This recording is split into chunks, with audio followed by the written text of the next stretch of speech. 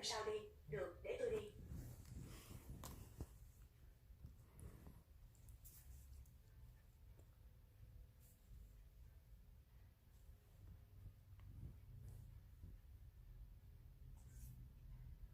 Trưởng quan, bên ngoài con tàu đã được xử lý xong rồi.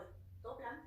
Khi nào thì có thể tiến hành tu sửa? Đám công nhân mới tuyển còn chưa tới nữa. Lập tức chuyển công nhân lập tức tu sửa đi.